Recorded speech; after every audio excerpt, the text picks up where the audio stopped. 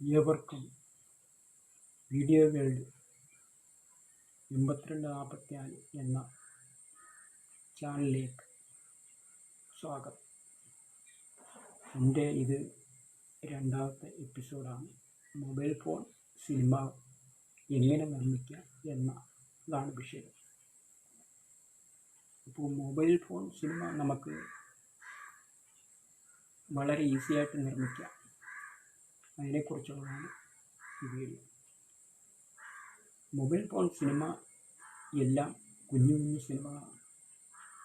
ഒരു 10 സെക്കൻഡ് മുതൽ ഒരു 30 മിനിറ്റുകൾ വരെ നീളുന്ന സിനിമകളാണ് ഈ മൊബൈൽ ഫോൺ സിനിമകളെന്ന് പറയുന്നത്. എന്നാൽ 30 മിനിറ്റിൽ കൂടുതൽ എടുക്കുന്നവരുമുണ്ട്. അത് വിരളമായിട്ട് അപൂർവം ചില കേസുകളാണ്. കൂടുതലും മൊബൈലിലെടുക്കുന്ന എല്ലാം കുഞ്ഞു കുഞ്ഞു സിനിമകളാണ്. അതാണ് കാണാനൊരു മറ്റേ ബോറടിക്കുക. 30 മിനിറ്റിലൊക്കെ കൂടുതൽ 1, 2, 1.5 മണിക്കൂറൊക്കെ നീളുന്ന മൊബൈൽ സിനിമകളൊക്കെ നമ്മൾ ബോറടിക്കും. ഞാനും കാണുന്നുണ്ട് 1.5 മണിക്കൂർ നീളുന്ന ഒരു സിനിമ.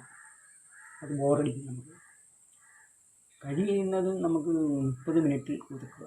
അത് കാണികളെ ആകാംക്ഷയോട് അത് കണ്ടിരിക്കത്തക്ക രീതിയിൽ അവതരിപ്പിച്ചാൽ മതി.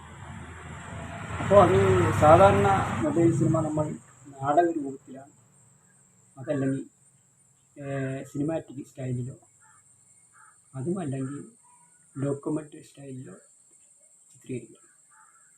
മൊബൈൽ ഫോൺ സിനിമ നിർമ്മിക്കാൻ വേണ്ടി ഒരു തിരക്കഥയാണ് വേണ്ടത്. അതിന് ചെറിയൊരു തിരക്കഥ, 10 സെക്കൻഡിലോ 30 മിനിറ്റിലോ ഒതുങ്ങുന്ന ഒരു തിരക്കഥ കണ്ടെത്തുക.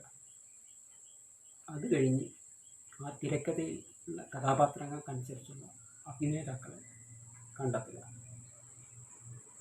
അത് കഴിഞ്ഞ്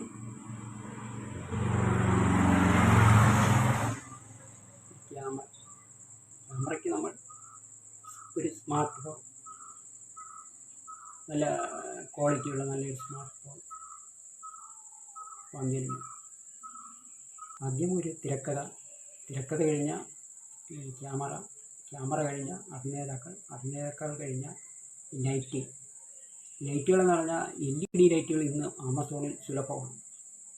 നമുക്ക് എത്ര വേണമെങ്കിലും ചെറിയ പൈസയ്ക്ക് വാങ്ങിക്കൂട്ടാം.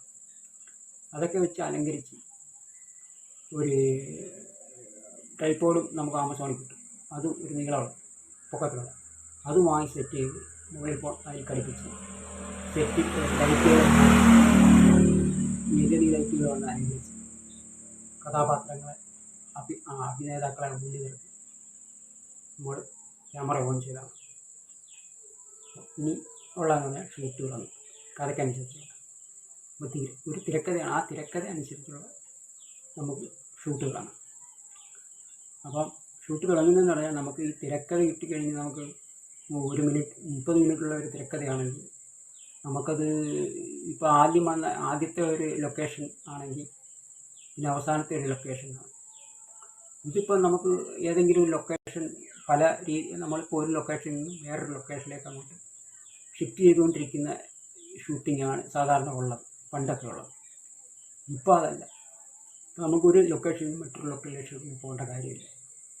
ഇതെല്ലാം നമുക്ക് ഒരു കടമുറി മതി ലൊക്കേഷനായിട്ട്.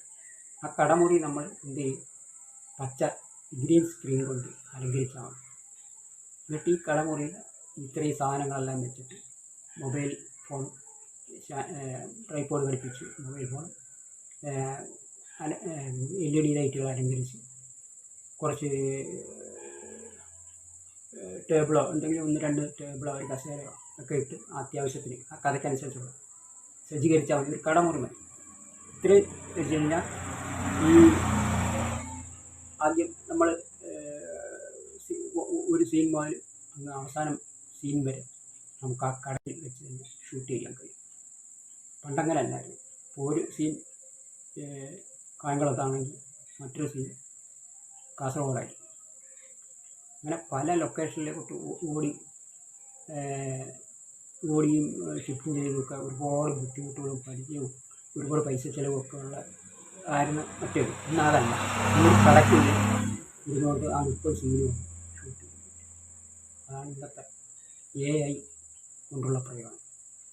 അപ്പോൾ നമുക്ക് ഇനി നമുക്ക് ഷൂട്ടിങ്ങിനെ എങ്ങനെ ഷൂട്ട് ചെയ്യാം എന്നുള്ളതിനെക്കുറിച്ച് ഒരു പ്രാക്ടിക്കൽ വിവരണം തരാം.